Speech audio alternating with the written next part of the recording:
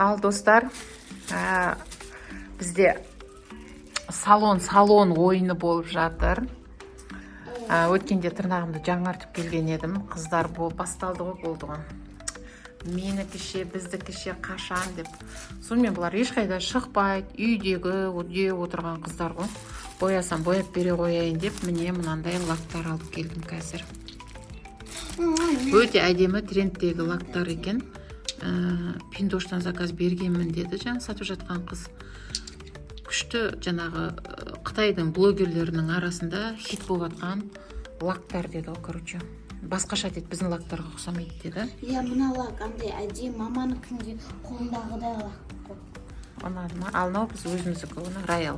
Өзіміздікі деп қоямын, мен Қазақстандық емес, жалпы бұрыннан келе жатқан Роял лагы. Бұл бұрыннан үйде бар негізі. Осымен де қазір Жансаяның тырнағын өткенде бояп бергем, соны енді жаңартып бер деп отыр. Қазір осыны жаңартатын боламыз. Ал Аяла тырнағыңды әпкешсен. Ал Аяланың қолындағысы мүлдем ұнамай қапты. Маған өтір жасап бердіңіз дейді. Мен айтамын, мен саған салон емеспін ғой, боя дедің, бояп бердім деп. Осыны енді мүлдем өшіріп тастап, жаңадан жасап бер деп отыр. Жүрексіз дейді. Мен өзімше мінде жүрекпен істеп бергем ғой. Типа өзімкіне ұқсаттап, биттап, сөйтсем ұқсамаған, дымда ұқсамаған деп ұрыс шығарып, бұл қыз, как всегда, недовольная. Ал, давайте. Сонымен қыздардың тырнағын жаңартатын боламыз. Жаңартамыз ба? Давай әдемілеп жаңартып берейін. Жаз ғой, енді жазда өз-өздеріне жайлап күтім жасап, үйрене берсін. Негізі мынаны кеше ғана істедік та, бірақ қараңыздар, уже мынандайлар шығып кетті. Иә. Кеше ыдыс-шуған. Ал, давай. Жаңартам ғой да. Енді білмеймін, осы апта, Алла тіл көзден сақтасын, осы апта бізде Жансая деген пысық болып жүр ғой. Ыдыс жуады, панкейки пісіреді, американский панкейки пісірді. Кеше қандай панкейки жедік? Кеше японский панкейки жедік, короче. Қатты тәттідегі нені панкейки деп пісірем деп соны пісіріп берді, короче, нараға фотосын қоям қазір. Сонымен біздің Жансая пысық болып кетіп, тырнағына уход болмай қалды. Соны енді жаңартып беріңіз деп отыр. Ал кеттік, кірсеміз ба? Ал достар, бізде Жансаяның тырнағы, аяғының тырнағы осындай қызыл болды. Несі саусақтары ақ болды, аққа қызыл сердечко түсірдік, мынандай әдемі қылып, аяғы полный қызыл болды.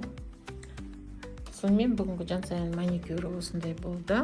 Мен бұл маникюрлермен андай типа неге түсіп қойған ғой, трендке бәрі сұрап жатыр, что андай не сен салонға барып істейттің ба, вау, әдем болған ғой дейді ғой. Менің салоным мама десе. Мен прям салонға апаратындай емес, қыздар өскеннен кейін өздері салондарына бара береді. Просто бізде ханшайым сағаты деген сағат бар. Білесіздер ғой, біздің тұрақты көрермендеріміз болсаңыздар, біздің Жансая мен Аяланың ханшайым сағаты деген 2 сағаттық уақыттар бар. Ол жерде өздеріне өздері күтім жасайды. Бұл қыздар бір көшеде жүрген жоқ, бір жаққа бара жатқан жоқ, прям бір неғып боянып көшеге шығасың деп ұрсатындай. Үйде отырған қыздар өздерін қалай еркелеткілер келеді, солай еркелетеді. Ханшайым сағатында өздеріне күтім жасайды. Мына жерде айнаға дейін әкеп беріп қойды әкелері. Мен білмеймін бұны. Бұны мен үшін маған пранк жасап, ауылда сәлемдер. Осы мен шынымен сені 3000 теңгелік айнаны кім берді деп ойлап жүрсем, сөйтсем өздерінің әкелері сыйлаған екен. Осы жерге әдемі үйлесе кетті. Үйлесіп, мына жақта мынау не тартпаң жабық па? Бір тартпа тола боянатын заттары бар. Бірақ оны өздеріңіз байқасаңыздар, боянып, баттасып, бетіне 5 тонна бояу жағып алып, көшеге шығып жатқан жоқ. Тек үйде, айтып жатырмын ғой, үйде айнаның алдында боянып көреді, ойнап көреді, салон ойнайды, магазинші ойнайды, дүкенші ойнайды, короче. 2 сағаттық өздерінің уақыттары бар, ханшайым сағаты деген. Өздері біледі, короче, мені. Бүгін мамалары, бұлардың ханшайым сағатында мамалары салон ойын ойнап, бұларға мастер болып бердім, маникюр, педикюр жасап бердім. Біздің 3 күн күткен чемоданымыз келді. Каспийден бердік тұғы, осы Каспийге жатып алдық бізше. Мыналар Пиндошты айтады, мен Каспийді айтамын. Каспийдің доставкасы бар, рахат, үйге өздері әкеп тастайды. Біздің чемодан келді.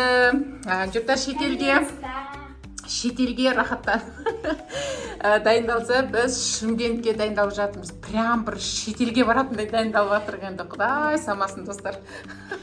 Ана бір блогер Жансаяның бір блогер ағасы бар ғой, сол сияқты сөйлеймін. Так, достар, Жансая распаковканы осы жерде жасайықшы дейді. Мына жаман пакеттерін осы кіреберіске тастай салайықшы, төрге шығармай-ақ оны. Давай ашайық. Так, қазір ашып алайық, достар. Одан кейін ішінен шыққанын көрсетеміз.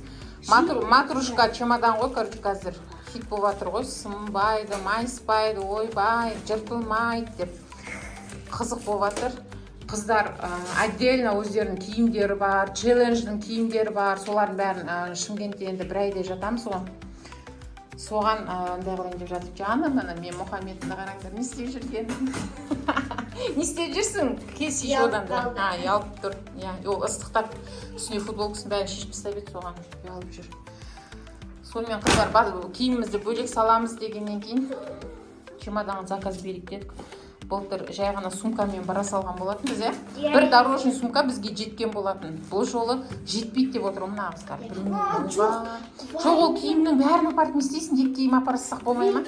Мама, сонда мен бір ай бойы екі киіммен жүрем ба дейді ғой. Ойбай. Бопты, давай ма. Давайте, қыздар, біз қазір ашып алайық, одан кейін барып. Достар, бізде чемоданымызға распаковка чек болсын, анпакинг дейма білмеймін. Достар, қазір сіздердің тілдеріңізбен Жансая шыдай алмай кетті ғой. Осыны енді біз қазір аккуратно ашатын боламыз. Ішінен төртеу шығу, үшеу шығу керек қой. Міне, әрқайсысынан. Мынау аялаға болсын. Әрқайсысына шығады екен. Тағамда матрушка. Мынау сендердікі болады, ал мынау Мұхаммедпен Ерасылдікі болады, өйткені ұлдар бізде онша көп киім кие бермейді дейсіздер. Ұлдарға сол шоппымен футболка жасайды. Кішкентай ғана косметичка ғой, ішіне дәрі, косметика бәрін осы бір неге саламыз. Бопашы емен екен.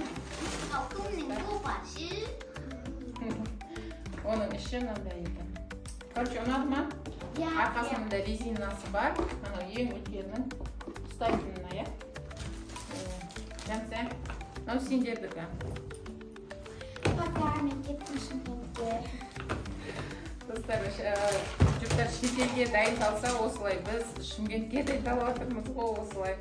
Бір ай жүреміз ғой, бір ай деген аз уақыт емес. Бүткіл киімімізбен барамыз. Өздерінің чемодандары ерекшеленіп тұру үшін осыны алған болатын. Алып беріңіз шосын деп.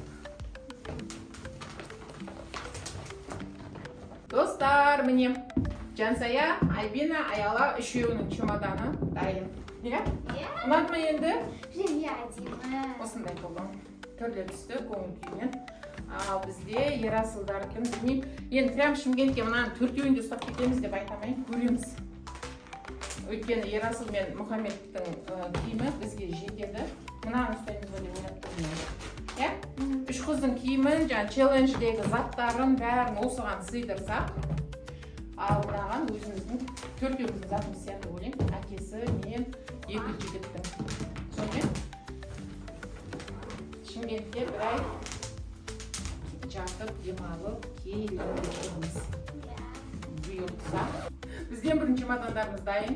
Енді 2-3 күн қалған кезде жайлап киімдерімізді сала бастаймыз. Оны Жансая өзінің каналына, блогына салатын болады. Чемодан жинап кейін жолға дайындалам деген видео. Ку-ку деп шықты чемодан. Комментарий жазып қойыңыздар. Сау болыңыздар!